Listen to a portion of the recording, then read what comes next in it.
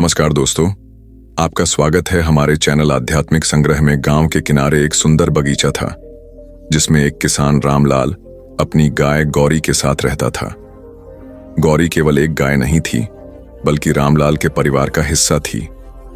वह रोज दूध देती जिससे रामलाल अपने बच्चों की परवरिश करता और घर का खर्चा चलाता। गौरी बहुत शांत और दयालु स्वभाव की थी। एक दिन गांव में सूखा पड़ा, खेती बर्बाद हो गई और रामलाल के पास खाने के लिए अनाज भी नहीं बचा। गांव के लोग भी परेशान थे, लेकिन गौरी ने अपनी सेवाएं देना नहीं छोड़ा। वह दूध देती रही और रामलाल उस दूध को बेचकर थोड़ा बहुत गुजारा करता। एक दिन पास के जंगल में एक शेर ने आतंक मचा दिया। लोग डर के मारे जंगल में जाना छोड़ चुके थे। रामलाल भी चिंतित था क्योंकि उसे चारा लाने के लिए जंगल जाना पड़ता था। जब पुराने समय की बात है, जब धरती पर देवताओं और आर्षि मुनियों का वास था, प्रकृति के हर अंग को पूजनीय माना जाता था और गाय को विशेष रूप से माता का स्थान दिया गया था। गाय न केवल दूध और अन्य उपयोगी पदार्थ देती थी, बल्कि उसे धर्म और आध्यात्मिकता का प्रतीक भी माना जाता था। एक दिन एक साधु ने एक गांव में प्रवेश किया। उनके साथ एक विशेष गाय थी जिसे सब गौ माता कहते थे। यह गाय साधारण नहीं थी, उसमें दिव्य शक्ति थी। वह मनुष्यों की मनोदशा समझ सकती थी और उनके सवालों का जवाब दे सकती थी। गांव के लोग गौ माता का बहुत सम्मान करते थे। एक दिन एक निर्धन व्यक्ति ने गौ माता से पूछा, माता, मैंने पूरी जिंदगी ईमानदारी से मेहनत की है, फिर भी मेरी गरीबी दूर नहीं हो रही। कृपया मुझे बताएं, किन पापों के कारण मनुष्य गरीबी की ओर जाता है? गौ माता ने अपनी गहरी आंखों से उस व्यक्ति को देखा और कहा, वत्स, यह संसार कर्मों का खेल है। मनुष्य अपने कर्मों से ही सुख दुख और धन निर्धनता का अनुभव करता है। गरीबी केवल भाग्य का खेल नहीं है, यह कई बार हमारे गलत कार्यों और आदतों का परिणाम होती है। मैं तुम्हें उन पापों के बारे में बताती हूं जो मनुष्य को गरीबी की ओर ले जाते हैं। गौ माता ने कहा, आलस्य सबसे बड़ा शत्रु है। जो व्यक्ति मेहनत से बचता है और समय की कीमत नहीं समझता, उसकी प्रगति रुक जाती है। आलसी व्यक्ति न केवल अपने वर्तमान को बर्बाद करता है, बल्कि अपने भविष्य को भी अंधकारमय बना देता है। ऐसे लोग धीरे धीरे गरीबी की ओर खींचते चले जाते हैं। माता ने समझाया, धन का अपमान करना या इसे अनुचित कार्यों में खर्च करना एक बड़ा पाप है। जो व्यक्ति अपने धन का सदुपयोग नहीं करता और इसे व्यर्थ चीजों में नष्ट करता है, उसका धन धीरे धीरे समाप्त हो जाता है। धन को सहेजना और इसे सही दिशा में लगाना बहुत आवश्यक है। गौ माता ने कहा, अहंकार और ईर्ष्या भी मनुष्य को निर्धन बना देते हैं। जो व्यक्ति दूसरों की उन्नति देखकर जलता है और अपनी शक्ति का घमंड करता है, वह अपनी ऊर्जा को गलत दिशा में लगाता है। ऐसे लोगों का हृदय अशांत रहता है और वे सही निर्णय नहीं ले पाते। माता ने समझाया, जो व्यक्ति धर्म, सत्य और न्याय के मार्ग से भटक जाता है, वह अपनी आत्मा की शुद्धता खो देता है। जो अपने माता पिता, गुरु और प्रकृति का आदर नहीं करता, उसके जीवन में स्थिरता नहीं रहती। इसका प्रभाव उसके धन और समृद्धि पर भी पड़ता है। लोभ व्यक्ति को अधर्म की ओर ले जाता है। माता ने कहा, जो व्यक्ति दूसरों का हक छीनता है, झूठ बोलता है या अनुचित साधनों से धन अर्जित करता है, वह भले ही कुछ समय के लिए सफल हो जाए, लेकिन अंततः उसकी गरीबी सुनिश्चित है। गौ माता के इन शब्दों को सुनकर गांव के अन्य लोग भी वहां एकत्रित हो गए। सबने माता से प्रार्थना की कि वे इन बातों को विस्तार से समझाएं। गौ माता ने अपनी कहानी के माध्यम से इन बिंदुओं को स्पष्ट किया। एक समय की बात है, गौ माता ने कहा, एक राजा था जिसका नाम चंद्रसेन था। राजा बहुत शक्तिशाली था, लेकिन वह अहंकारी और आलसी भी था। वह अपने राज्य के कार्यों को ठीक से नहीं देखता था और सारा समय विलासिता में बिताता था।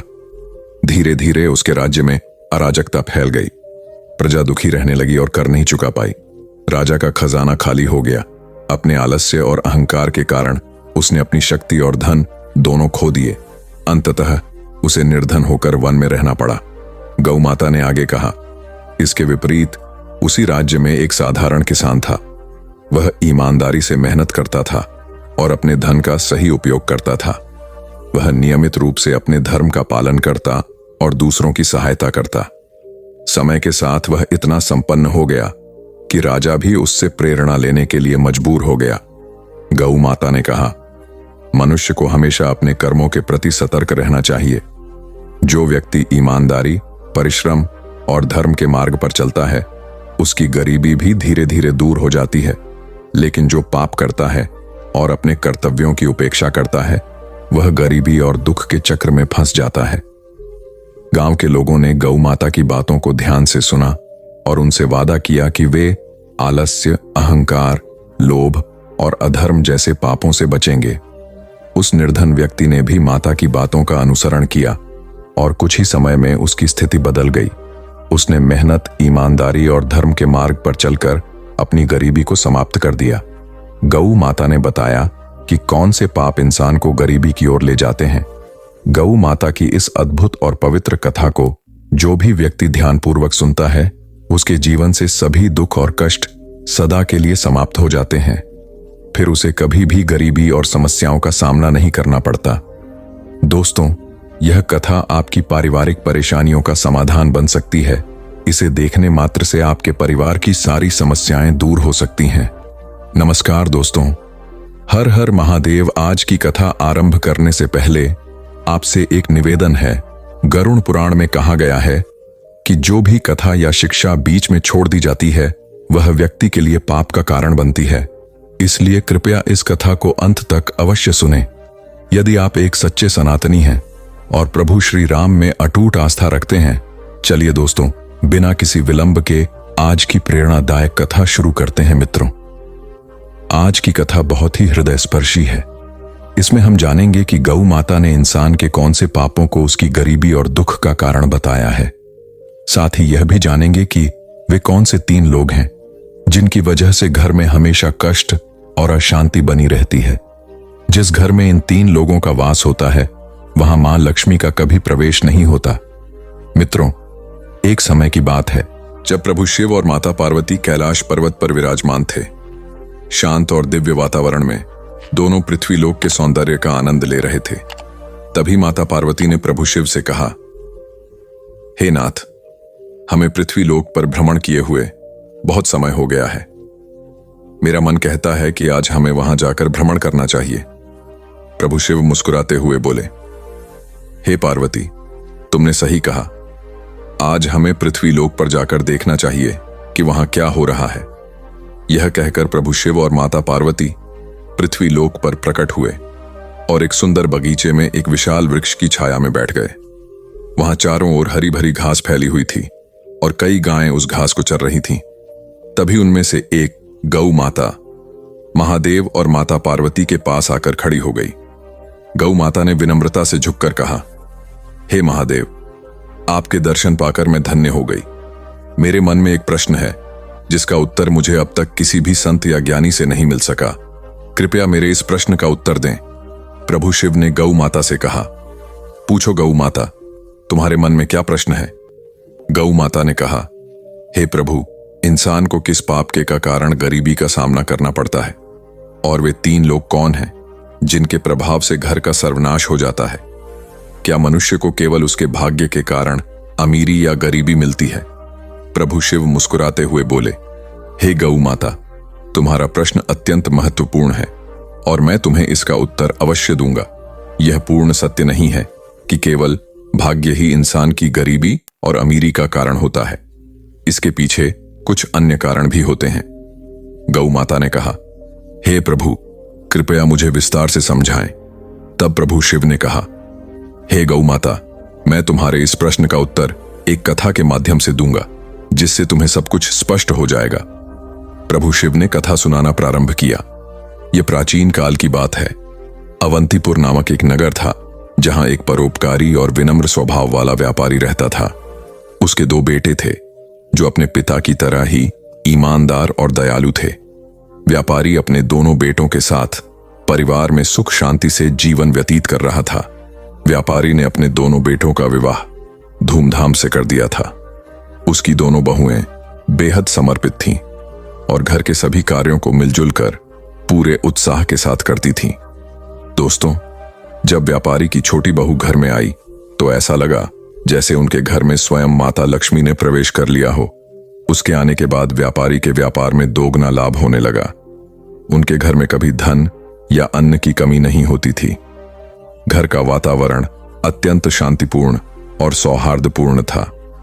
व्यापारी के दोनों पुत्र मिलजुल कर रहते थे और दोनों बहुएं भी आपस में बड़ा प्रेम भाव रखती थीं।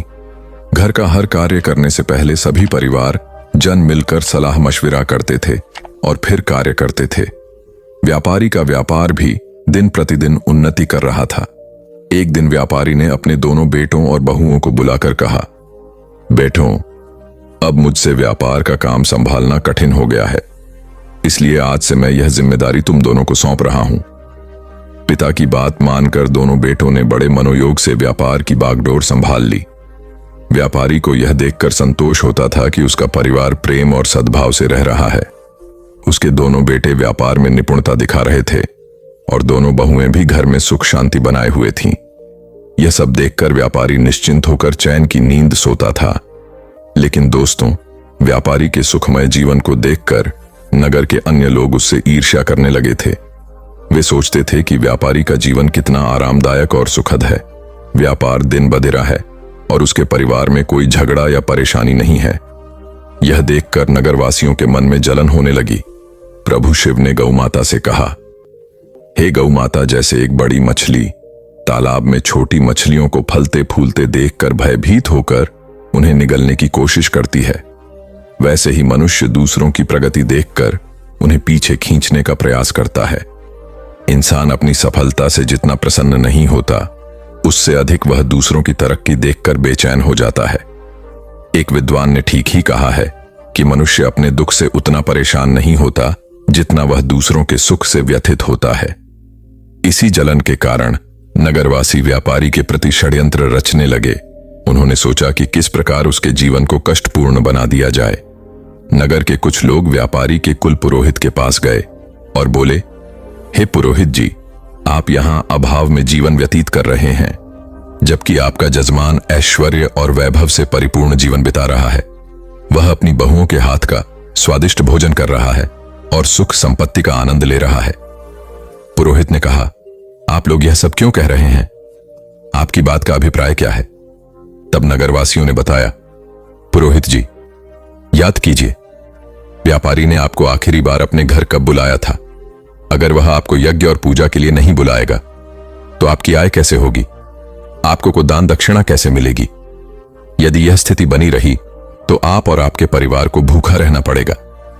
पुरोहित ने यह बात सुनकर सोचा, यह तो सच है। व्यापारी ने बहुत समय से मुझे अपने घर आमंत्रित नहीं किया है। उसका जीवन सुखमय है, लेकिन मेरा जीवन कठिनाई से गुजर रहा है। यह सोचकर पुरोहित भी बेचैन हो गया।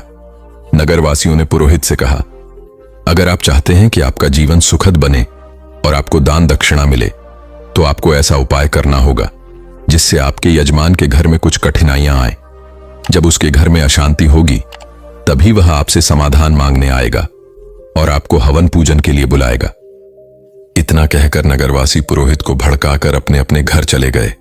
नगरवासियों की बातों से प्रभावित होकर वह पुरोहित चिंता में डूब गया और सोचने लगा, अब मैं ऐसा क्या उपाय करूं जिससे व्यापारी के घर में कलह और उसके व्यापार में हानि होने लगे। तभी वह पुरोहित अपने गुरु के पास सलाह लेने गया और उनसे कहा, हे गुरुदेव, कृपया मेरी सहायता करें। यदि आप मेरी मदद नहीं करेंगे तो मेरा परिवार भूखों मर जाएगा। जैसे एक मछली का जीवन तालाब के पानी पर निर्भर करता है, वैसे ही पुरोहितों और पंडितों का जीवन उनके यजमान पर आधारित होता है। यदि यजमान के घर में कोई समस्या नहीं होगी और वे हमें पूजा पाठ के लिए नहीं बुलाएंगे, तो हमारा गुजारा कैसे होगा? हम धन कैसे अर्जित करेंगे? गुरु ने उसकी समस्या सुनकर कहा, हे शिष्य, चिंता मत करो। मुझे बताओ कि तुम्हारी समस्या क्या है, मैं अवश्य इसका समाधान करूंगा। पुरोहित ने उत्तर दिया, हे गुरुदेव, मैं चाहता हूं कि व्यापारी के जीवन में कुछ समस्याएं आए, उसके घर में कलह हो और उसके व्यापार में हानि हो, तभी वह मुझे अपने घर पूजा पाठ के लिए बुलाएगा। गुरु ने ध्यानपूर्वक सुनकर कहा, हे शिष्य, व्यापारी के सुखद जीवन का मुख्य कारण उसकी छोटी बहू है।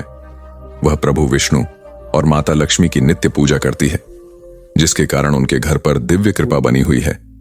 जब से वह बहू इस घर में आई है, तब से व्यापारी का जीवन धन धान्य से परिपूर्ण और सुखमय हो गया है। ऐसी धार्मिक और गुणवान स्त्री जिस घर में होती है, वहां कभी अभाव नहीं होता। यह सुनकर पुरोहित ने कहा, हे गुरुदेव, यदि ऐसा है तो क्या कोई उपाय है जिससे व्यापारी के घर में अशांति और व्यापार में हानि हो सके? गुरु ने कहा, तुम चिंता मत करो, तुम्हें बस एक सरल उपाय करना है। व्यापारी के घर जाओ और उससे एक पीतल का लोटा मांग लो। उस लोटे को अपने घर ले जाकर रख लेना। जब तुम ऐसा करोगे तो कुछ ही समय में व्यापारी के व्यापार में हानि होने लगेगी और उसके घर में कलह शुरू हो जाएगी। उसके बेटे आपस में झगड़ने लगेंगे और उसके जीवन में कष्ट बढ़ जाएंगे। तब वह तुम्हें अपने घर पूजा पाठ के लिए बुलाएगा। गुरु की सलाह सुनने के बाद पुरोहित ने उनका धन्यवाद किया और अपने घर लौट आया। अगले दिन सुबह स्नान ध्यान करने के बाद वह व्यापारी के घर पहुंचा। व्यापारी उस समय आराम कर रहा था। पुरोहित की आवाज सुनकर वह बाहर आया और अपने कुल पुरोहित को देखकर अत्यंत प्रसन्न हुआ। उसने उनका स्वागत किया और कहा, आइए पुरोहित जी, इतने दिनों बाद आपके दर्शन हुए हैं। सब कुशल मंगल है ना? पुरोहित ने जवाब दिया, सब ठीक है, बस इधर से गुजर रहा था तो सोचा कि आपसे मिल लूं। फिर वह अपनी मीठी बातों में व्यापारी को फंसाने लगा। कुछ देर बाद उसने कहा, व्यापारी जी, मुझे थोड़ा पानी दीजिए। व्यापारी पानी लाने के लिए जाने लगा। तभी पुरोहित ने कहा, पानी पीतल के लोटे में लाइए। व्यापारी मुस्कुराते हुए बोला, जैसा आप कहे पुरोहित जी। इतना कहकर व्यापारी अंदर चला गया। इधर उसकी छोटी बहू, जो अत्यंत चतुर और समझदार थी, वास्तुशास्त्र का थोड़ा ज्ञान भी रखती थी, जब उसने देखा कि व्यापारी पीतल का लोटा लेकर जा रहा है तो तुरंत उसके पास आई और कहा, पिताजी, यह लोटा थोड़ी देर के लिए मुझे दे दीजिए, मैं इसे जल्दी ही लौटा दूंगी। व्यापारी ने सहर्ष लोटा उसे दे दिया। छोटी बहू ने उस लोटे का पानी निकालकर अपनी गौ माता को पिला दिया और फिर उसमें नया पानी भरकर लौटा, वापस ससुर को दे दिया। व्यापारी ने वह पानी पुरोहित को दिया। पानी पीने के बाद पुरोहित ने कहा, व्यापारी जी, यह पीतल का लोटा बहुत अच्छा है, क्या आप इसे मुझे दे सकते हैं? व्यापारी हंसते हुए बोला, पुरोहित जी, यह तो बहुत छोटी बात है, आप इसे अपने साथ ले जाइए। पुरोहित मन ही मन प्रसन्न हुआ और सोचने लगा, आज मैंने व्यापारी के सुख चयन पर प्रहार कर दिया है, अब उसके घर की खुशियां समाप्त हो जाएंगी। पुरोहित लौटा लेकर अपने घर लौट आया और उसे एक कोने में रखकर सोचने लगा, अब कुछ ही दिनों में व्यापारी मुझे बुलाएगा, उसके घर में कलह मचेगा और व्यापार में नुकसान होगा, तब मैं पूजा पाठ करके उससे अच्छी दक्षिणा प्राप्त करूंगा। इन ख्यालों से पुरोहित बेहद प्रसन्न था और बेसब्री से इंतजार करने लगा कि व्यापारी कब उसे बुलाता है। दिन बीतते गए, लेकिन 30 दिनों के बाद व्यापारी की ओर से कोई बुलावा नहीं आया। पुरोहित थक कर पुनः अपने गुरु के पास गया और बोला, हे गुरुदेव, मैंने आपके निर्देशानुसार व्यापारी से पीतल का लोटा मांग लिया था, लेकिन अब 30 दिन बीत चुके हैं और व्यापारी के जीवन में कोई समस्या नहीं आई है। वह तो पहले की तरह सुख शांति के साथ अपना जीवन व्यतीत कर रहा है। गुरु ने यह सुनकर अपनी दिव्य दृष्टि का उपयोग किया और आंखें बंद करके स्थिति का अवलोक किया। फिर उन्होंने कहा, हे शिष्य, मैंने पहले ही तुम्हें बताया था कि व्यापारी की छोटी बहू बहुत चतुर और समझदार है, उसे वास्तुशास्त्र का ज्ञान है। जब व्यापारी तुम्हारे लिए पानी लेकर आ रहा था, उसी समय उसकी छोटी बहू ने वह लोटा अपने ससुर से लिया और उसमें का पानी गौ माता को पिला दिया। इसी कारण से व्यापारी के घर की सुख समृद्धि वहीं बनी रही और तुम्हारा षड्यंत्र विफल हो गया। गुरु ने आगे कहा, लेकिन चिंता मत करो, मैं तुम्हारे लिए एक और उपाय बताता हूं। अब तुम व्यापारी के घर जाकर उसकी गौ माता मांग लो। हिंदू धर्म में गौ माता को मां लक्ष्मी का स्वरूप माना गया है। जिस घर में गौ माता का निवास होता है, वहां हमेशा सुख और समृद्धि रहती है। जैसे ही तुम व्यापारी की गौ माता को अपने घर लेकर आओगे, उसके घर में दुख और अशांति आने लगेगी। गुरु की बात सुनकर पुरोहित फिर से उत्साहित हो गया। उसने गुरु का धन्यवाद किया और घर लौटकर अगले दिन का इंतजार करने लगा। वह सोचने लगा, कल सुबह होते ही मैं व्यापारी के घर जाऊंगा और उसकी गौ माता मांग लूंगा, फिर देखता हूं कि व्यापारी कैसे सुखी रहता है। अगले दिन सुबह सुबह स्नान करने के बाद पुरोहित सीधे व्यापारी के घर पहुंच गया। व्यापारी ने दरवाजा खोला और अपने कुल पुरोहित को देखकर प्रसन्नता से उनका स्वागत किया। वह उन्हें अंदर लेकर गया और स्वादिष्ट भोजन परोसा। भोजन के बाद व्यापारी ने पूछा, पुरोहित जी, आज आपके आगमन का क्या कारण है? सब कुशल तो है? पुरोहित ने दुख भरे शब्दों में कहा, व्यापारी जी, इस समय मैं बहुत कठिनाई में हूं। मेरे घर की गौ माता ने दूध देना बंद कर दिया है और मेरे छोटे बच्चे को दूध की अत्यंत आवश्यकता है। उसकी उम्र ऐसी है कि बिना दूध के वह जीवित नहीं रह सकता। इसीलिए मैं आपसे मदद मांगने आया हूं। अगर आप मुझे अपनी गौ माता दे दें तो यह आपका बहुत बड़ा उपकार होगा। पुरोहित की करुणा भरी बातें सुनकर व्यापारी सोचने लगा, यह हमारे कुल पुरोहित हैं। इनकी सहायता करना एक पुण्य का कार्य होगा। गौदान से मुझे बड़ा फल मिलेगा। ऐसा विचार कर व्यापारी ने कहा, पुरोहित जी, आप चिंता ना करें, मैं आपको गौ माता दे देता हूं। व्यापारी गौ माता को लेने के लिए जाने लगा। जैसे ही वह गौ माता को लेकर पुरोहित की ओर बढ़ा, उसकी छोटी बहू तेजी से वहां आई और ससुर को रोकते हुए बोली, पिताजी, यह गौ माता कहां ले जा रहे हैं? व्यापारी ने उत्तर दिया, बेटी, हमारे कुल पुरोहित आए हैं। उनकी गौ माता ने दूध देना बंद कर दिया है। वे हमारी गौ माता मांग रहे हैं, इसलिए मैं उन्हें देने जा रहा हूं। छोटी बहू ने समझदारी से जवाब दिया, पिताजी कृपया थोड़ी देर रुके, मैं अभी आती हूं। वह अंदर गई और एक कटोरी में हल्दी और चंदन का रंग घोलकर लाई। उसने गौ माता की सींग पर वह रंग लगा दिया और शेष रंग को घर के मंदिर के पास रख दिया। फिर वह ससुर से बोली, पिताजी, अब आप इस गौ माता को पुरोहित जी को दे सकते हैं। छोटी बहू की समझदारी ने व्यापारी के घर की समृद्धि को एक बार फिर सुरक्षित कर दिया। पुरोहित व्यापारी से गौ माता लेकर अपने घर लौट आता है और उसे खुशी खुशी अपने आंगन में बांध देता है। सोचता है, अब कुछ ही दिनों में व्यापारी को अपने घर की समस्याओं का सामना करना पड़ेगा और वह मुझे पूजा पाठ के लिए बुलाएगा। इस विचार से पुरोहित मन ही मन प्रसन्न होता है और व्यापारी के बुलावे का बेसब्री से इंतजार करने लगता है।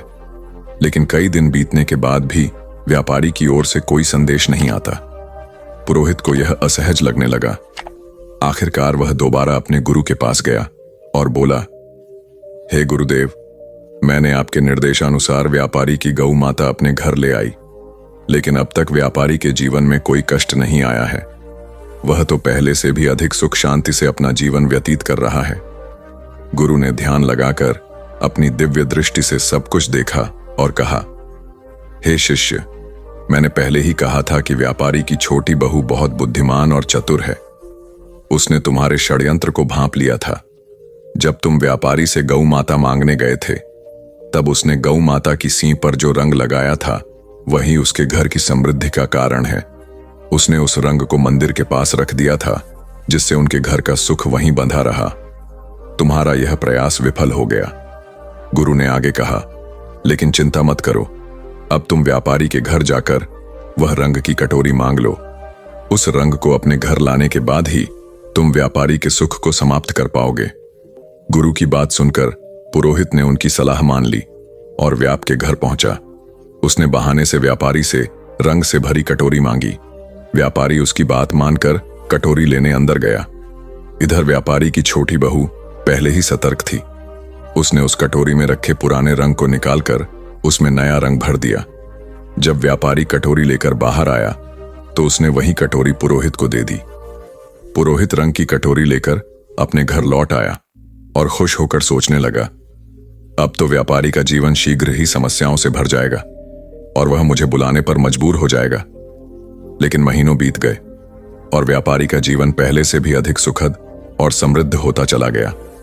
थक हार कर पुरोहित फिर से अपने गुरु के पास गया और बोला, हे गुरुदेव, मैंने आपके कहे अनुसार रंग की कटोरी भी व्यापारी के घर से ले आई, लेकिन उसका जीवन पहले से भी अधिक सुखी हो गया है। ऐसा लगता है मेरे सारे प्रयास व्यर्थ हो गए हैं। गुरु ने अपनी दिव्य दृष्टि से फिर सब कुछ देखा और कहा, हे शिष्य, व्यापारी की छोटी बहू अत्यंत चतुर और दूरदर्शी है। उसने तुम्हारे इरादों को पहले ही समझ लिया था। उसने कटोरी में से वह रंग निकाल दिया था जो गौ माता को लगाया गया था। इसी कारण व्यापारी का सुख समृद्धि अब भी उसके पास बनी हुई है। जब तक वह छोटी बहू व्यापारी के घर में रहेगी तब तक तुम व्यापारी का कुछ नहीं बिगाड़ सकते। अब तुम्हें किसी भी तरह से उस छोटी बहू को व्यापारी के घर से बाहर करना होगा, तभी व्यापारी के जीवन में कष्ट आएंगे। गुरु की यह बात पुरोहित की समझ में आ गई। उसने सोचा कि छोटी बहू को घर से निकालने के अलावा अब कोई और उपाय नहीं बचा है। वह घर लौटकर व्यापारी के परिवार में फूट डालने और छोटी बहू को घर से बाहर करने की योजना बनाने लगा। अगले दिन पुरोहित चिंतित मुद्रा में व्यापारी के घर पहुंचा।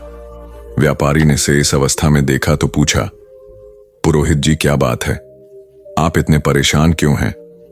पुरोहित ने गंभीर स्वर में कहा, व्यापारी जी आपके घर पर बहुत बड़ा संकट मंडरा रहा है। यदि आपने जल्द ही इसका समाधान नहीं किया तो आपका सुखमय जीवन बर्बाद हो जाएगा। आपके बेटों को व्यापार में बड़ा नुकसान होगा और आपके परिवार पर विपत्ति का पहाड़ टूट पड़ेगा। व्यापारी यह सुनकर घबरा गया और चिंतित स्वर में बोला, पुरोहित जी यह आप क्या कह रहे हैं? कृपया हमें इस संकट से बचने का उपाय बताइए। आप हमारे कुल पुरोहित हैं, जो भी आप कहेंगे हम अवश्य करेंगे। पुरोहित ने व्यापारी की घबराहट भांप ली और समझ गया कि वह अब उसके जाल में फंस चुका है। उसने कहा, इस संकट से बचने का एक ही उपाय है। पुरोहित ने व्यापारी से कहा, व्यापारी जी आपकी छोटी बहू आपके परिवार के लिए एक बड़ा संकट बन चुकी है। जब तक वह इस घर में है आपका और आपके परिवार का दुर्भाग्य दूर नहीं होगा। मैं तो यही सलाह दूंगा कि आप उसे तुरंत अपने घर से निकाल दें। पुरोहित की इन बातों पर व्यापारी को पहले तो विश्वास नहीं हुआ, लेकिन बार बार पुरोहित के जोर देने पर उसने उसकी बातों पर भरोसा करना शुरू कर दिया। व्यापारी ने कहा, पुरोहित जी जैसा आप कह रहे हैं मैं वैसा ही करूंगा। आप बताइए कि मुझे अपनी बहू को कब घर से निकालना चाहिए? पुरोहित ने उत्तर दिया, व्यापारी जी समय व्यर्थ मत कीजिए, जितना जल्दी हो सके उसे घर से निकाल दीजिए।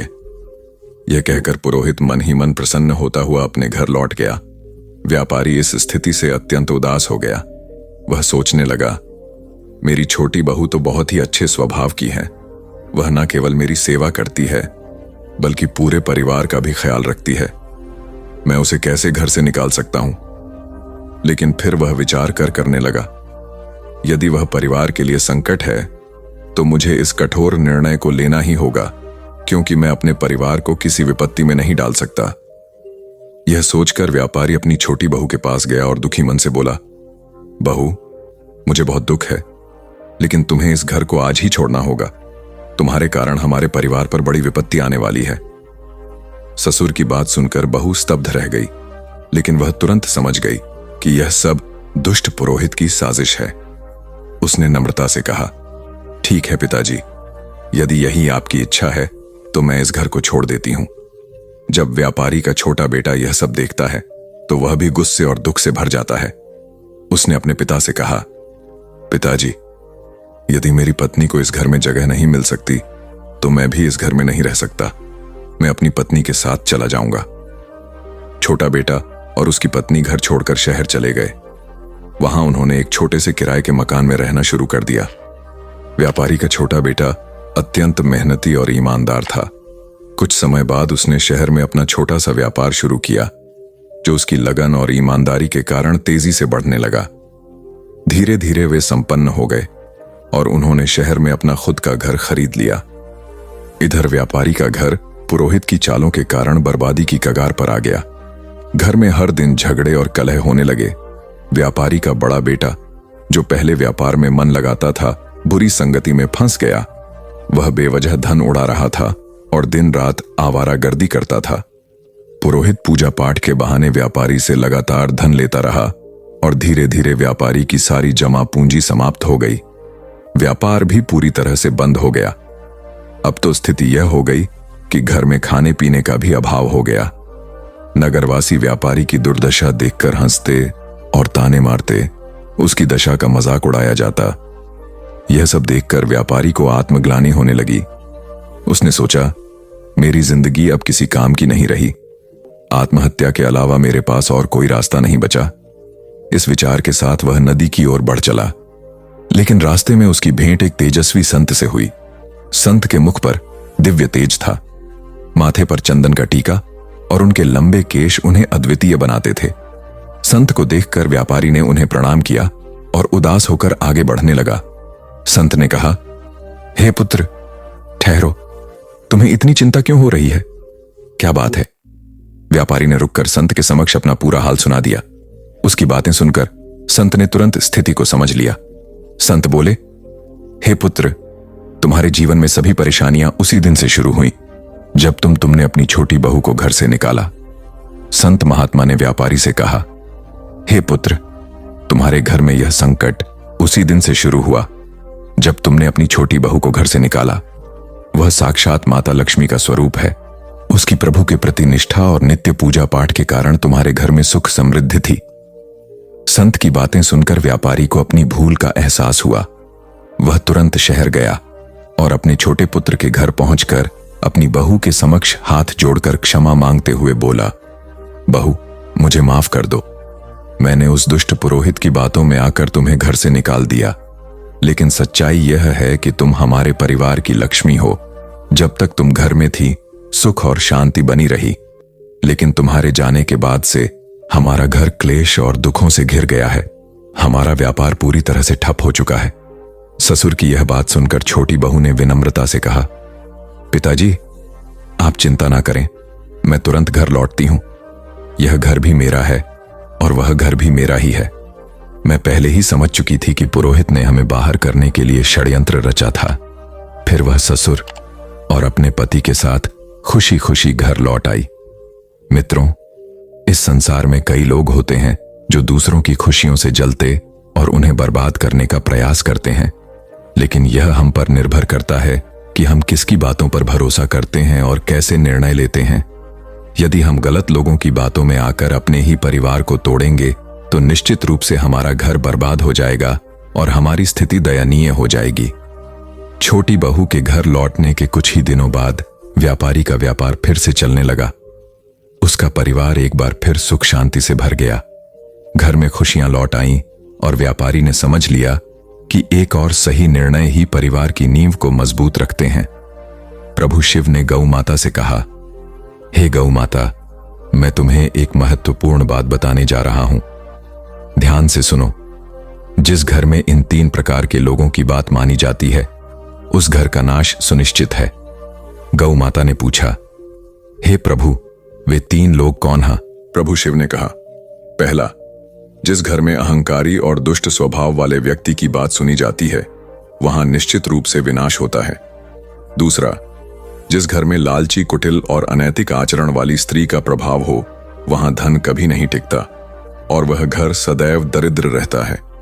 माता लक्ष्मी ऐसे घर में प्रवेश नहीं करती। तीसरा, जिस घर में बाहरी व्यक्तियों की बातों को अधिक महत्व दिया जाता है और उनके कहे अनुसार घर चलता है, वह घर भी बर्बाद हो जाता है। प्रभु शिव ने आगे कहा, हे गौ माता, तुम्हारा दूसरा प्रश्न था कि मनुष्य किस पाप के कारण गरीब या अमीर बनता है। तो सुनो, गीता में प्रभु श्री कृष्ण ने कहा है कि मनुष्य को कभी भी अपने विवेक, परिश्रम, बुद्धि और उद्यम पर संदेह नहीं करना चाहिए। उसे सदैव सत्य और धर्म के मार्ग पर चलते हुए निरंतर कर्म करना चाहिए। जो व्यक्ति अपने आप पर संदेह करता है और असत्य का साथ देता है, वह कभी भी सफलता प्राप्त नहीं कर सकता। गरीबी और अमीरी जीवन की धुरी है। जो मनुष्य निरंतर प्रयास करता है और अपने कर्मों पर विश्वास रखता है, वह निश्चित रूप से गरीबी के दलदल से बाहर निकल आता है। गौ माता ने यह सुनकर कहा, हे प्रभु, आपके मुख से यह कथा सुनकर मैं धन्य हो गई। मित्रों, यह कथा हमें सिखाती है कि सच्चाई, ईमानदारी और विवेक का अनुसरण करना ही जीवन की सच्ची सफलता का मार्ग है। इस कथा के बारे में आपकी क्या राय है? कृपया अपनी अमूल्य टिप्पणियां हमें कमेंट बॉक्स में जरूर लिखें। हमें आशा है कि इस कथा ने आपको आध्यात्मिक प्रेरणा दी होगी। दोस्तों, आगे की कथा में आपको एक ऐसा अनमोल संदेश मिलेगा जो आपके जीवन को नई दिशा प्रदान करेगा। यह कहानी पति पत्नी के पवित्र रिश्ते की गहराई और उसकी महत्ता को समझाने का प्रयास करेगी। पति पत्नी का रिश्ता संसार के सबसे अनमोल और महत्वपूर्ण बंधनों में से एक है। यह सिर्फ 2 व्यक्तियों का संबंध नहीं है, बल्कि यह विश्वास, प्रेम और जिम्मेदारी का एक अटूट संगम है। यह रिश्ता तभी मजबूत बनता है जब दोनों एक दूसरे का साथ निभाएं और हर परिस्थिति में एक दूसरे के साथ खड़े रहे। लेकिन अगर इस रिश्ते में दूरियां आ जाएं, तो यह केवल दुख और पछतावा ही लेकर आता है। आज हम एक ऐसी कथा सुनाने जा रहे हैं जो पति पत्नी के रिश्ते को एक नई दृष्टि से समझने का अवसर प्रदान करेगी। यह कहानी उन स्त्रियों और पुरुषों के लिए एक संदेश है जो अपने जीवन साथी के महत्व को अनदेखा करते हैं या उनके साथ रिश्तों में लापरवाही बरतते हैं। मित्रों, यह देखा गया है कि कई बार कुछ पत्नियां अपने पति के साथ रात में सोने से कतराती हैं। वे उन्हें अपने पास आने से रोकती हैं और तरह तरह के बहाने बनाकर दूरी बना लेती हैं। ऐसी स्थिति केवल उनके रिश्ते को ही नहीं बल्कि उनके पूरे जीवन को भी प्रभावित करती है। ऐसी महिलाएं अक्सर अपने निर्णयों पर पछता हैं, लेकिन तब तक बहुत देर हो चुकी होती है। यह कथा उन महिलाओं के लिए एक चेतावनी है जो अपने रिश्तों में दूरी पैदा करती हैं। अब सवाल यह उठता है कि क्या पति पत्नी का एक साथ सोना उनके रिश्ते के लिए आवश्यक है? इस प्रश्न का उत्तर आज हम एक कथा के माध्यम से समझने का प्रयास करेंगे। दोस्तों, यह कहा जाता है कि कुछ पत्नियां अपने पति के पास आने पर उन्हें अपमानित करती हैं, खरी खोटी सुनाती हैं और उन्हें भला बुरा कहती हैं। ऐसी महिलाओं को यह समझना चाहिए कि उनका ऐसा व्यवहार न केवल उनके पति को बल्कि उनके स्वयं के जीवन को भी बर्बाद कर सकता है। जो स्त्री अपने पति को अपने पास आने से रोकती है वह एक बड़ा पाप करती है। एक बार की बात है, मधुपुर नामक एक नगर था। नगर के पास एक घना जंगल था जिसके बीच में एक सुंदर तालाब स्थित था। उस तालाब का पानी इतना स्वच्छ था कि उसमें आसमान की परछाई भी स्पष्ट रूप से दिखाई देती थी। तालाब के चारों ओर छोटे छोटे पेड़ थे जिन पर पक्षियों की चहचहाहट सुनाई देती थी।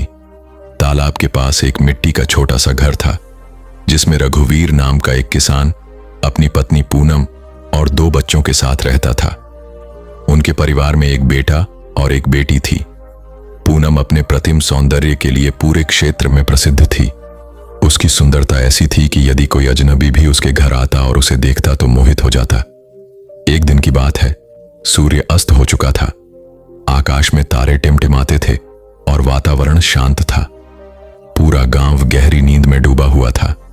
लेकिन इसी शांत रात में रघुवीर अपने घर से बाहर निकला और जंगल की ओर चलने लगा। यह रात का तीसरा पहर था। रघुवीर के चेहरे पर अजीब सी खुशी थी। वह तेज कदमों से घने जंगल की ओर बढ़ रहा था, जैसे उसे कोई महत्वपूर्ण चीज मिलने वाली हो। घने पेड़ों के बीच से गुजरते हुए वह तालाब के पास पहुंचा। वहां से उसे एक झोपड़ी दिखाई दी। झोपड़ी के बाहर एक सुंदर स्त्री खड़ी थी जिसका नाम निशा था। निशा को देखते ही रघुवीर के चेहरे पर हल्की मुस्कान आ गई। निशा ने भी मुस्कुराते हुए कहा, स्वामी, आज इतनी देर क्यों कर दी? मैं पिछले 1 घंटे से आपका इंतजार कर रही थी। मुझे लगा कि आप आज नहीं आएंगे, इसलिए मैं जाने ही वाली थी। तभी मुझे किसी के कदमों की आहट सुनाई दी। मैंने देखा कि आप आ रहे हैं तो मैं यहीं रुक गई। निशा ने कहा। रघुवीर मुस्कुराते हुए बोला, हे, अपने पास बुलाया और अपनी बाहों में लेटा लिया। जब वह गहरी नींद में सो गई तो मैं चुपके से उठकर तुम्हारे पास चला आया। इस कारण आज मुझे थोड़ा समय लग गया। मैं इसके लिए क्षमा चाहता हूं। निशा ने उसकी बात सुनकर कहा, स्वामी, मैं समझती हूं, लेकिन अगली बार इतनी राह मत करना। यहां आपका इंतजार करते करते मुझे काफी समय हो गया था। चलिए अब झोपड़ी के अंदर चलते हैं। हमें सुबह होने से पहले अपने अपने घर लौटना होगा। रघुवीर और निशा दोनों झोपड़ी के अंदर चले गए। उस रात उन्होंने अपनी झूठी खुशियों का आनंद लिया। रघुवीर, जो अपनी पत्नी पूनम को धोखे में रखता था, हर रात निशा से चोरी छुपे मिलने आता था।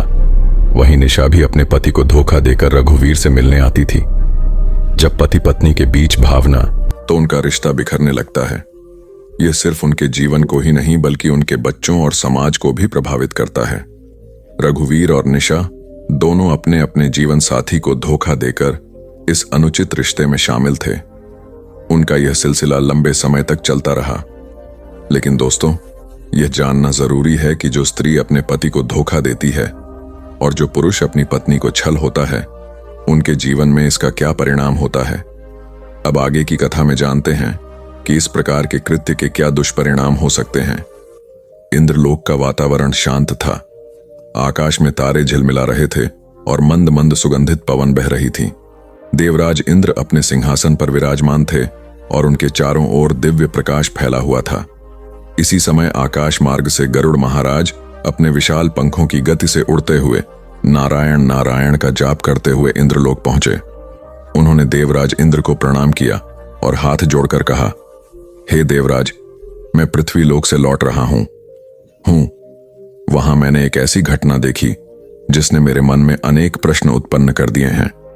कृपा करके इन प्रश्नों का समाधान करें।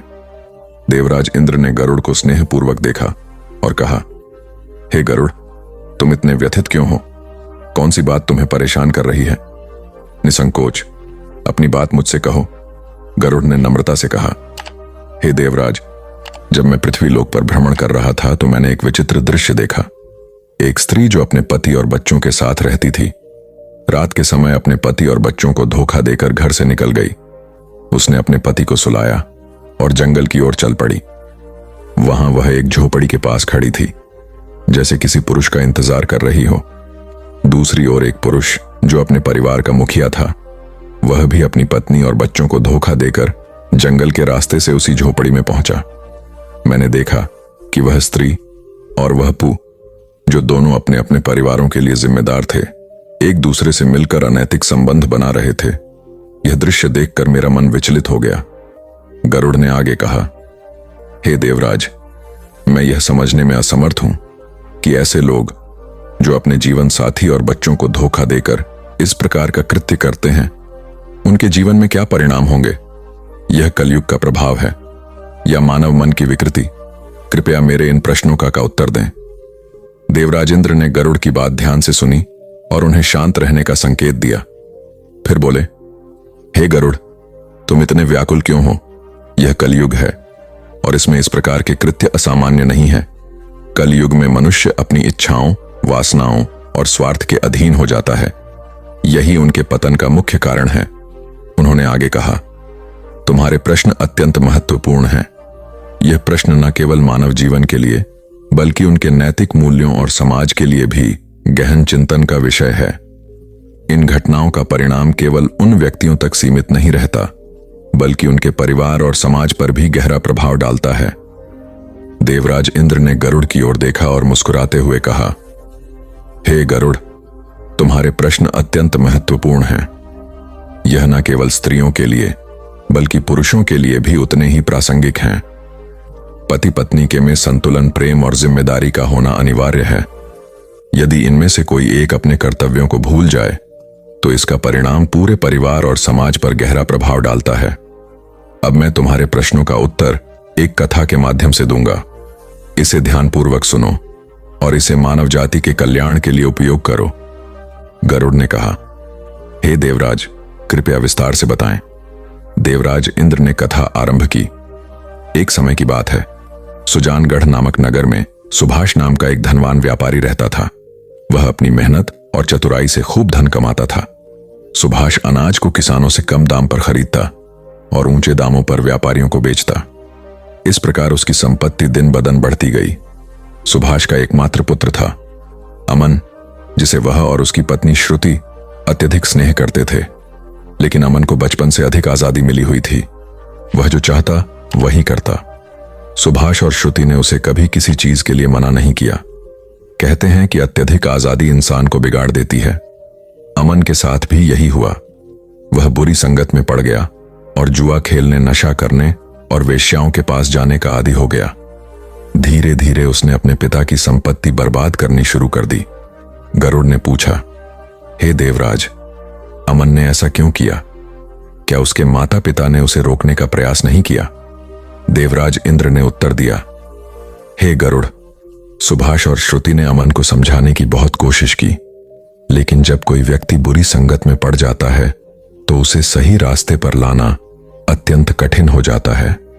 अमन ने अपने माता पिता की बातों को अनसुना कर दिया। उसने अपनी मां से झूठ बोलकर धन मांगना शुरू किया और जुए में हार जाता। वेश्याओं और नशे की लत ने उसे उसकी इच्छाओं का गुलाम बना दिया। अमन की आदतें इतनी बिगड़ गईं कि उसने न केवल अपने पिता की संपत्ति बर्बाद की, बल्कि अपने स्वास्थ्य और चरित्र को भी खो दिया। देवराज इंद्र ने आगे कहा, यह कथा उन माता पिता के लिए एक चेतावनी है जो अपने बच्चों को अनुशासन में नहीं रखते। अत्यधिक छूट और बुरी संगत किसी भी व्यक्ति को बर्बादी की ओर ले जाती है। गरुड़ ने कहा, हे देवराज, यह कथा अत्यंत शिक्षाप्रद है, कृपया इसे विस्तार से सुना। देवराज इंद्र ने कहा, सुनो गरुड़, जब सुभाष को पता चला कि उसका पुत्र अमन जुआ, नशा और वेश्यावृत्ति में लिप्त है तो वह बहुत दुखी हुआ। उसने सोचा कि यदि अमन की आदतों को रोका नहीं गया तो वह उसकी मेहनत से अर्जित सारी संपत्ति बर्बाद कर देगा। इस समस्या का समाधान खोजते हुए सुभाष ने मन ही मन विचार किया, यदि अमन का विवाह करवा दिया जाए तो शायद वह अपनी बुरी आदतें छोड़ दे। घर में उसकी पत्नी आएगी तो वह अपना ध्यान परिवार पर केंद्रित करेगा और वेश्याओं के पास जाना बंद कर देगा। तो राजा सबसे पहले यही पूछता है कि उस व्यक्ति के पास क्या हुनर और योग्यताएं हैं।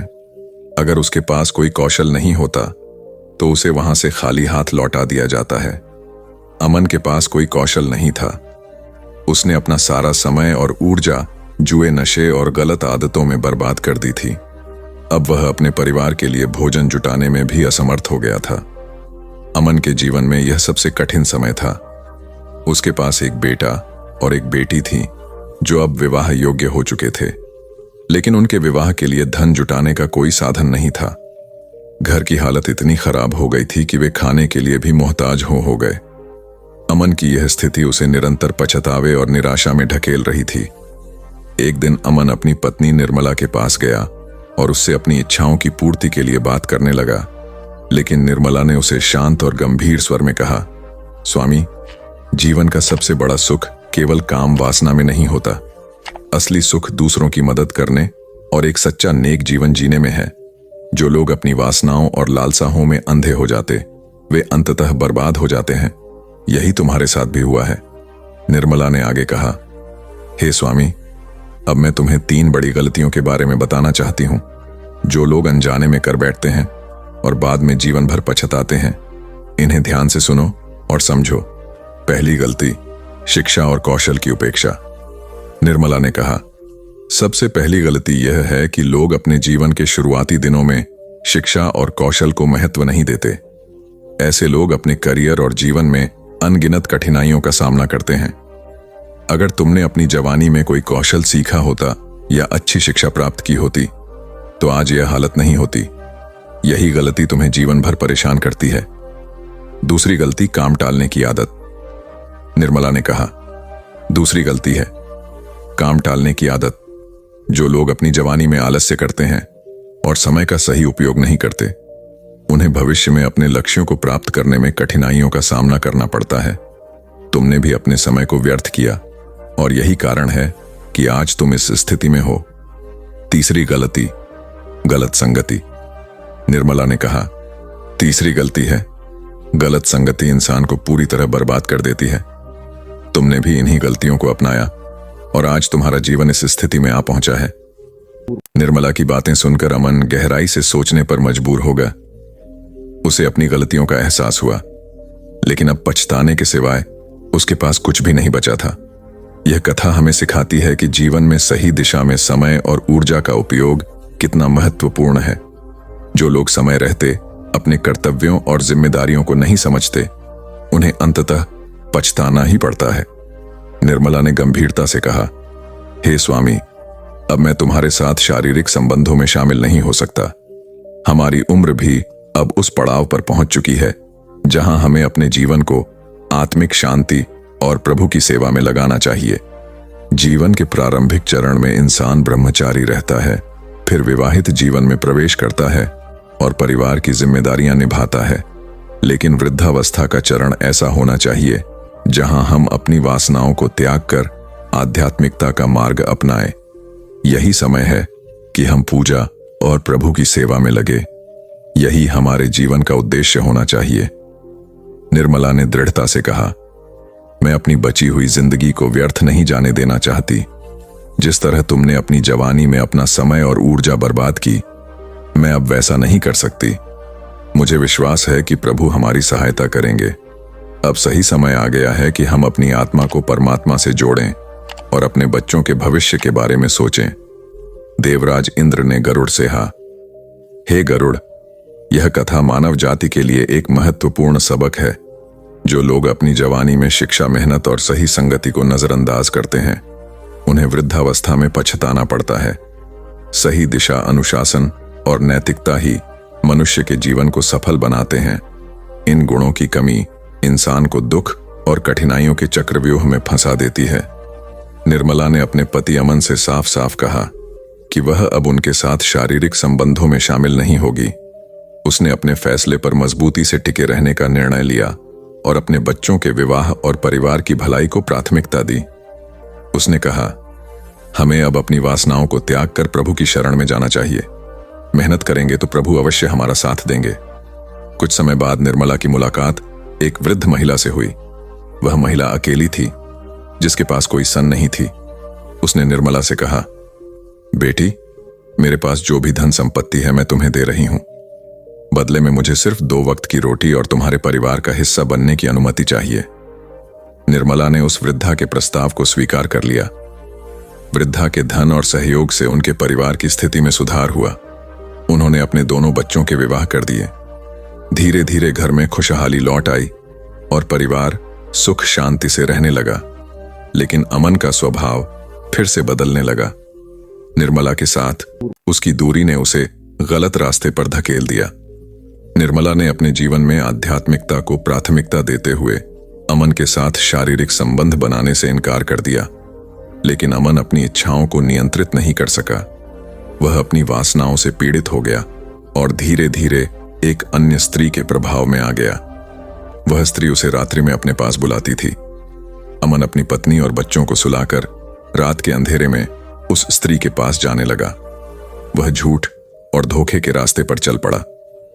मित्रों, इस कथा से यह शिक्षा मिलती है कि किसी भी रिश्ते में संतुलन बनाए रखना अत्यंत आवश्यक है। जिस प्रकार निर्मला ने एकदम से अमन का साथ छोड़ दिया, वह भी पूरी तरह से सही नहीं था। पति को सुधारने के लिए धैर्य, समझदारी और प्रेम की आवश्यकता होती है। जो महिलाएं अपने पति का अचानक त्याग कर देती हैं, वे अनजाने में उन्हें गलत रास्ते पर जाने के लिए प्रेरित कर सकती हैं। यह एक ऐसा निर्णय हो सकता है जो पूरे परिवार को बर्बाद कर दे।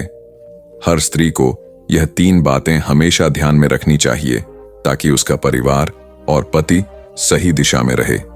पहली बात, साथ सोने का महत्व। स्त्रियों को चाहिए कि वे अपने पति के साथ सोने का त्याग न करें।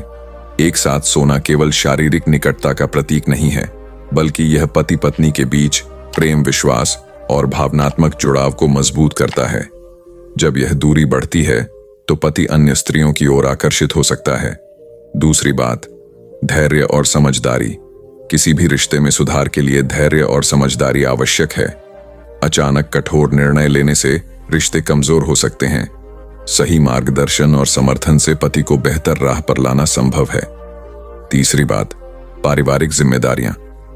हर स्त्री को अपने परिवार की जिम्मेदारियों को प्राथमिकता देनी चाहिए।